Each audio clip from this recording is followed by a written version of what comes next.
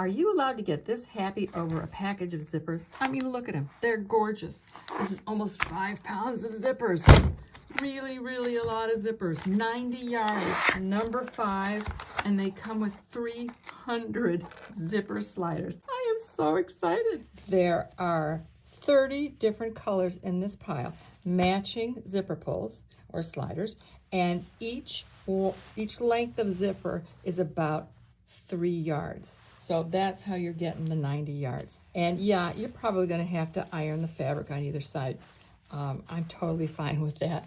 I'm going to hang them up just for fun and decoration because I'm so excited about them. This is like potential on the hoof. I love it.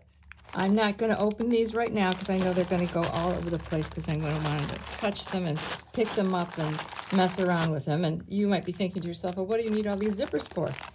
Because I will probably one day use them. And do I have a plan for them all right now? No. And that's not necessary because I'm a sewer and eventually we'll get to them.